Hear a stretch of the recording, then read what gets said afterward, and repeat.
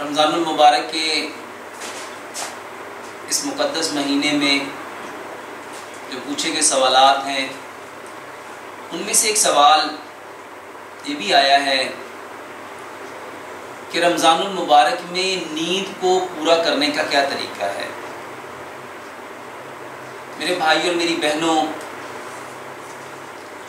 یہ جو رمضان المبارک کا مہینہ ہے یہ اللہ سبحانہ و تعالیٰ کی طرف سے ایک انعام ہے، اور اس مہینے کی بے شمار برکات ہیں۔ اس کے اندر اللہ سبحانہ و تعالیٰ کی طرف سے ان گنت رحمتیں اترتی ہیں۔ آج میں آپ کو ایک ایسی بات بتانا چاہتا ہوں کہ آیا رمضان المبارک کے اندر یہ جو نیند ہے، بہت سارے بہن بھائی پوچھتے ہیں کہ نیند کتنی ہونی چاہیے۔ میرے بھائی اور میری بہنوں، سب سے پہلے نیند کا مقصد جانتے ہیں۔ نیند ہے آپ کے بدن کا جو تھک جانا ہے، جو تھکاوٹ ہے، اس تھکاوٹ کو ختم کرنے کے لیے نیند ضروری ہے۔ نیند اس لیے لی جاتی ہے کہ آپ کے بدن کو سکون ملے، چین ملے، آرام ملے، راحت ملے، تسکین ملے، اطمینان ملے، اور آپ کی باڈی ریلیکس ہو کے جب آپ جاگو تو مکمل طور پہ یہ کام کرنے کے لیے ایکٹیو ہو جائے۔ میرے بھائی اور میری بہنوں، اللہ رب العزت کے قربان جائیں۔ اللہ رب العزت قیام اللیل میں جب ہم قرآن کی تلاوت کرتے ہیں یا ہم قرآن کو سنتے ہیں تو میرے بھائی اور میری بہنوں، ہماری باڈی، ہماری روح اس سے تسکین حاصل کر رہی ہوتی ہے۔ ہمارے جسم کا ایک ایک آرگن اس سے انرجی حاصل کر رہا ہوتا ہے۔ وہی انرجی جو ہم نے نیند کی حالت میں، سونے کی حالت میں اپنے باڈی کے پارٹس کو دینی تھی، اب ہم رمضان میں قیام اللیل میں اللہ کے سامنے کھڑے ہوئے جب ہم اللہ سے باتیں کرتے ہیں، جب ہم اللہ کا کلام قرآن پڑھتے ہیں، تو یہ ایک ایک لفظ ہمارے جسم کو سکون دے رہا ہوتا ہے، چین دے رہا ہوتا ہے، آرام دے رہا ہوتا ہے، راحت دے رہا ہوتا ہے، تسکین دے رہا ہوتا ہے۔ میرے بھائی اور میری بہنوں، اس کو سائنٹیفکلی سمجھتے ہیں۔ آج کی ماڈرن میڈیکل سائنس بتاتی ہے کہ انسان جو بولتا ہے، ہر لفظ جو آپ کے منہ سے نکلتا ہے یہ اپنے ساتھ ایک کلر لے کے آتا ہے، ایک امیج لے کے آتا ہے، ایک فریکوینسی لے کے آتا ہے، ایک ڈیپتھ لے کے آتا ہے، ایک اورا لے کے آتا ہے۔ ہر لفظ میرے بھائی اور میری بہنوں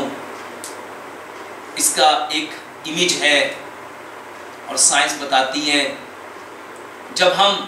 ایسے لفظ بولتے ہیں جو خیر والے ہیں، جو سکون والے ہیں، جو چین والے ہیں، جو آرام والے ہیں، جو راحت والے ہیں، جو تسکین والے ہیں، جو اطمینان والے ہیں، جو خوشی والے ہیں، جو محبت والے ہیں، جو قربت والے ہیں، جو احساس والے ہیں، جو فکر والے ہیں، میرے بھائی اور میری بہنوں، اس سے جو امیج بنتا ہے وہ کلرفل بنتا ہے، اٹریکٹیو بنتا ہے، اس کی خوبصورت سینریز بنتی ہیں۔ اور جب ہم لفظ ایسے بولتے ہیں، مایوسی والے، اداسی والے، پریشانی والے، دکھ والے، درد والے، غم والے، رنج والے، تکلیف والے، اذیت والے، بے صبری والے، میرے بھائی اور میری بہنوں، ہمارے امیجز ویسے ہی بنتے ہیں، اس کی ڈرونی پکچر بنتی ہیں، ہیبت ناک، خوفناک، کربناک، دردناک، اذیت ناک تصویریں بنتی ہیں۔ میرے بھائی اور میری بہنوں، قیام اللیل میں جب ہم قرآن کو انڈرسٹینڈ کر رہے ہوتے ہیں، سمجھ رہے ہوتے ہیں، ہمارے جسم میں کیسا سکون اتر رہا ہوتا ہے، کیسے تسکین مل رہی ہوتی ہے، جنت کی باتوں کو سن کے اس کا شوق بڑھ رہا ہوتا ہے، جہنم کی باتوں کو سن کے ہمارے اندر ایک ڈر، ایک خوف ہمارے اندر پیدا ہو رہا ہوتا ہے، اور یہ ڈر اور خوف ہمارے جسموں سے نیگیٹو وائبس کو، نیگیٹیوٹی کو نکال رہا ہوتا ہے، اور ہمیں نیگیٹیوٹی سے یہ چیزیں دور کر رہی ہوتی ہیں، ہمارے جسم کو سکون مل رہا ہوتا ہے، ہماری روح اس وقت یہ منظر دیکھ رہی ہوتی ہے۔ یہی سبب ہے کہ جب ہم قرآن سنتے ہیں ہمارے رونگٹے کھڑے ہو جاتے ہیں، ہمارے روئے روئے میں وہ کیف اور مستی چھانا شروع ہو جاتی ہے۔ عرب میں ہم نے آنکھوں سے دیکھا کئی لوگ قرآن کی تلاوت میں تڑپتے ہوئے، سسکتے ہوئے، روتے ہوئے، گڑ گڑاتے ہوئے، گرتے ہوئے، بے ہوش ہوتے ہوئے، کیونکہ ان کے جسموں کو سکون مل رہا ہوتا ہے، چین مل رہا ہوتا ہے، آرام مل رہا ہوتا ہے، راحت مل رہی ہوتی ہے۔ میرے بھائیوں، یہ جو نیند ہے اس کا مقصد سکون تھا۔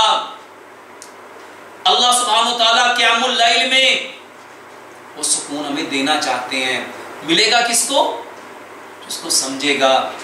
جس کو جانے گا، جو قرآن کے ترجمے کو، ٹرانسلیشن کو انڈرسٹینڈ کرے گا۔ میرے بھائی اور میری بہنوں، اگر اپنی نیندیں پوری کرنا چاہتے ہو، اگر سکون لینا چاہتے ہو، اگر اپنے بدنوں کو 100% پرفیکٹ کرنا چاہتے ہو تو قرآن کا ترجمہ سیکھو، قرآن کا ترجمہ پڑھو۔ جو تراویح پڑھی ہے اس کو انڈرسٹینڈ کرو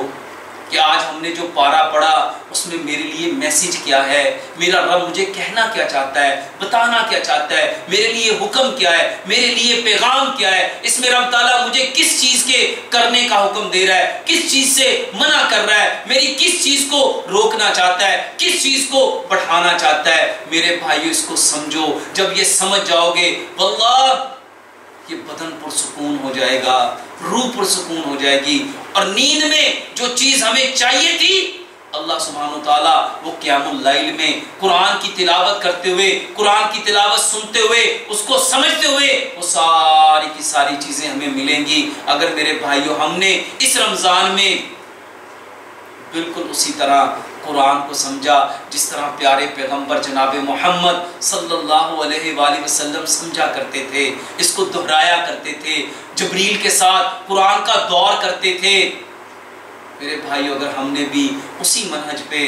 اسی طریقے پہ اپنے آپ کو لے آئے تو میرے بھائیو اللہ سبحانہ وتعالیٰ ہمارے اوپر بھی بالکل اسی طرح صحابہ کی طرح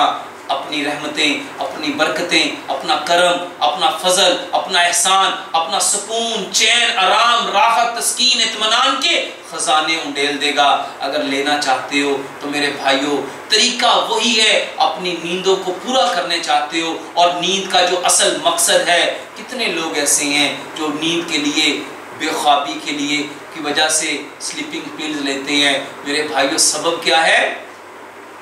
وہ سلیپنگ پل لے کے اپنے آپ کو سلا تو لیتے ہیں لیکن دماغ ان کا جاگ رہا ہوتا ہے، اس کو سکون نہیں مل رہا ہوتا، اس کو چین نہیں مل رہا ہوتا، اس کو راحت نہیں مل رہا ہوتا، اس کو تسکین، اس کی باڈی کو جو ریلیکسیشن چاہیے وہ اس کو نہیں ملتی۔